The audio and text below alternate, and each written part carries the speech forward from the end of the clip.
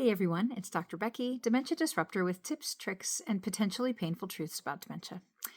So somebody asked the other day, and it's been on my mind to talk about, and we just had other things like time changes and eclipses and full moons and other things to talk about. So let's talk about this one today. So somebody asked about how to help their loved one take their medication, specifically, and I might be inferring this wrong, but specifically our medication to help with our dementia. I'm going to also loop in medication to help with our behavior or our mood or other medication at all, if that's what it's going to come down to. So a lot of folks, especially if they don't believe anything's wrong, if they're still in that, I'm fine, everybody else is crazy mindset, it's going to be really hard to say, here's the medication to help your memory, because they're going to tell you nothing's wrong and they don't need it. So here's where that therapeutic lying comes in. So we tell them it's for something else. It's a vitamin. It's a vitamin. Our doctor prescribed an extra strength vitamin for us. If they have other health concerns, we can say it's for their heart. Because in all honesty, them having their memory be better is good for both of our hearts, right? Yeah. So using that kind of thing.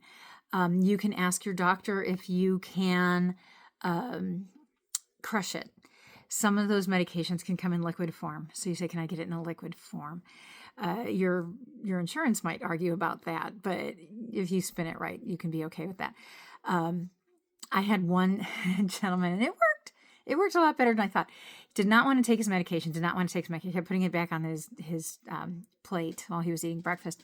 And I looked at him and I said, how do you take those? And he's like, well, what do you mean, how do you take those? I said, well, and this is not a lie, I put the water in my mouth first, and then I tip my head back and I put the pills into the water so that when I'm swallowing, I don't notice that the pills are there. Is that how you do it? And he's like, no. I said, well, then show me how you do it. And he did. He picked them up, he put in his mouth, took a sip of coffee, and they were gone. So use those kind of things. Be creative. Again, don't be afraid to lie. And I know for some of you that really hurts to have to do. But sometimes we have to do what we have to do to get where we're going to go. So think about different ways with that. You can mix it in with pudding. You can mix it in with ice cream. You can, if you have permission to crush them, you can put them in their coffee.